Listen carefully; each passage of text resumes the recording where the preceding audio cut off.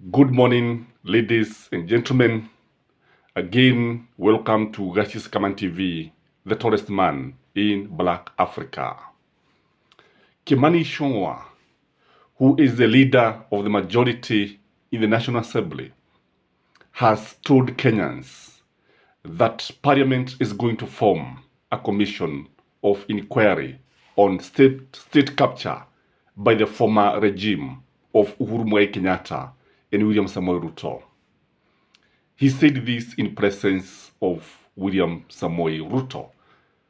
So in this video, I want us to look at what this means politically. What motivated Kimani Ichung'wah to come up with this move?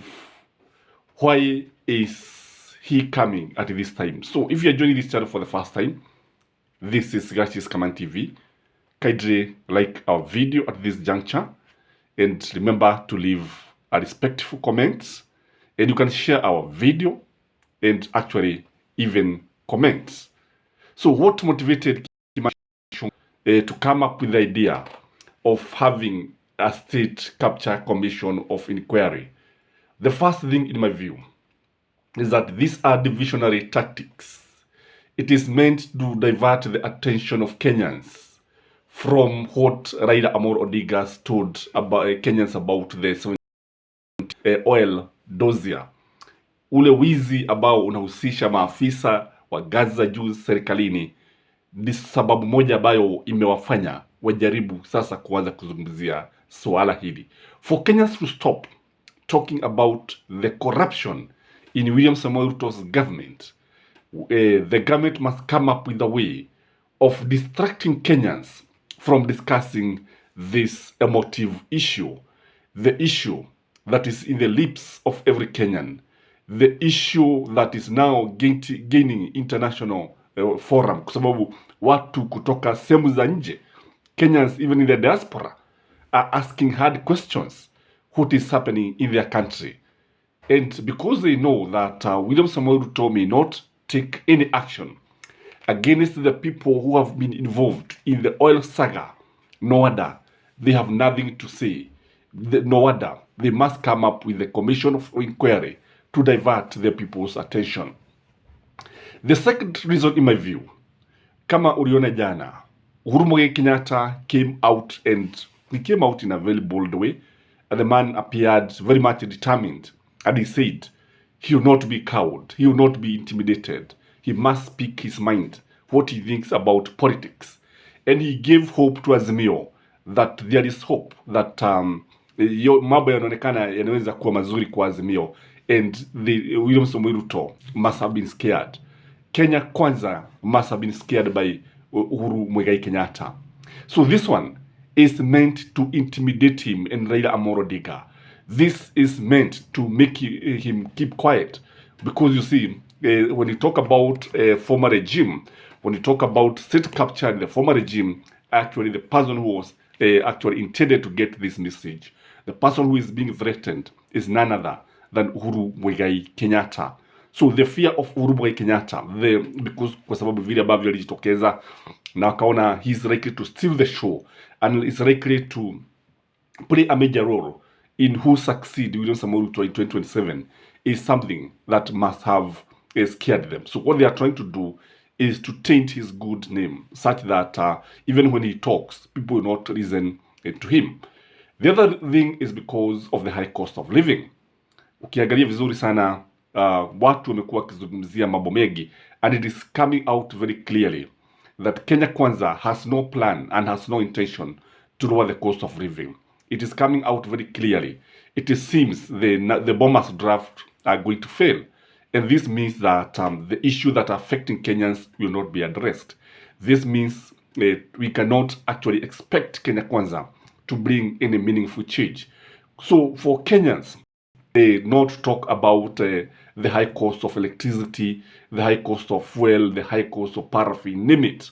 They have the spin doctors in Kenya Kwanza government must come up with something that is going to keep Kenyans busy, other than the issue of the cost of living that has refused to go away. Kwa sababu swala hili limekataa kwenda kabisa. Again, They are trying to distract Kenyans from the opulence that we are witnessing in Kenya Kwanza. Baadhi yao wanafuga saa ambazo dhamani yake ingetosha kuwalisha maskini kwa miaka 10, vijiji kama 5 hivi. Wengine wanakanyaga mikeka au zulia ambazo zingetosha kuwalisha watu milioni 1. They are stepping on carpets that can feed a million Kenyans. Kenyans. I was looking at some of these guys, the kind of watches that they are wearing, the designer watches that they are wearing. Some of these watches, I'm telling you, can feed a quarter of Kibera residents for maybe 3 years. Na ni saa tu. So for Kenyans to forget the kind of leaders that are in office, hopelessly corrupt, watu ambao wanajenga majumba, watu wengine ambao walichaguliwa wakati waliingia serikalini walikuwa tu watu wa kawaida, but within less than 1 year the kind of living, in fact they are competing with Hollywood as far as designers suits and whatever clothes they are wearing is concerned. So Kenyans must be distracted. Kenyans must now, walazima wafugwe macho wasione kile ambacho kinaendelea. Again, the incompetence in Kenya Kwanza is something that is worrying everyone. It is even worrying William Samoei Ruto. It is even worrying Akina Ishungwa. Because these guys are not delivering anything. These guys have no hope. They have no idea of what is expected of them. The fact that they are not delivering anything tell us that they must come up with something to keep the conversation going, to keep the Kenyans going, such that come 2027, people would have forgotten yale mambo ambayo hawa jamaa wanafanya, kwa sababu wanataka tu kutuonyesha maovu ambayo yalifanywa na serikali iliyopita. So the incompetence is motivating them to come up with this idea of the commission of inquiry on state capture. Again, this could be an avenue to steal. They could be planning to steal more money, kwa sababu kile ambao wanafanya hawa watu kila siku wanapaga mikakati ya kuwaibia wananchi. Kila siku wanapaga namna ambavyo wanapora nchi. Because truth be told, Kenya Kwanza has been reading our national coffers. Truth be told, Kenya Kwanza is hopelessly corrupt. Truth be told, that these people, they have no idea, they have no plan, and they have no wish even to save the common mwananchi. Kile ambacho tunaona ni kwamba ni wizi wa mabilioni na mabilioni ya pesa, because they are borrowing money. Na hii serikali wakati iliingia pale tu kupora. Lengo lake inaonekana ya kwamba ilikuwa ni kupora, sio kuhudumia mwananchi wa kawaida. So this commission of inquiry, once it comes, tunajua there will be a lot of money that will be allocated to this. Why should we allocate a lot of money when we know very well that Kenyans are suffering? And again, there is also the issue of the desperate times that calls for desperate measures. Kenya Kwanza is desperate. Kenya Kwanza is losing the 2027 general elections. Kenya Kwanza has lost the script. Kenya Kwanza has lost its popularity everywhere. Kenya Kwanza, the ground, hawana mahali pa kukanyaga. Niwaambia kwamba jana hawa watu hawezi hata kwenda kwa mashinani. They are running away. They are staying in towns. They are staying in posh estates.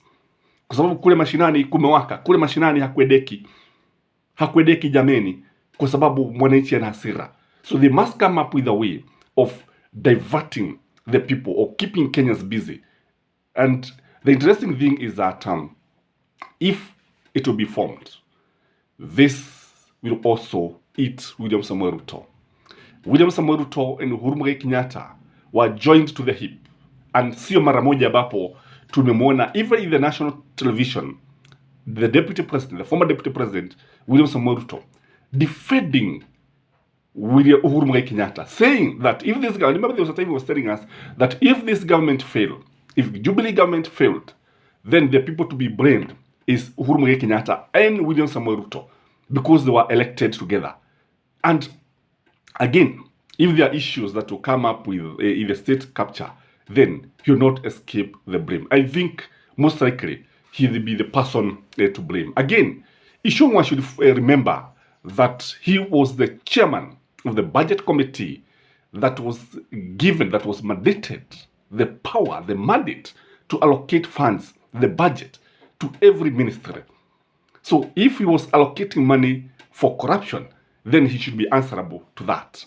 Because you cannot tell me you are the one who was allocating money, alafu tena unatuambia kwamba pesa zilikuwa zinaibwa na ulikuwa unapeana mambo fulani fulani. And if they are serious, they should even form an inquiry to find out how it has happened that only 2 tribes are dominating the employment sector. They are dominating everywhere. How did it happen that you have 2 tribes capturing the state? Waanze hapo. If they are genuine, let them also tell us how some of these guys became so rich in a fortnight. Tell us how what happens in parliament. Ni watu wagapi ambao wanahogwa. Let us see. And they can start by actually forming a commission of inquiry about the 17 billion oil saga. That is my take, ladies and gentlemen. As usual, let us interact through the comment section. But in this video, I ask you one thing. Kindly like this video. Till next time, adios.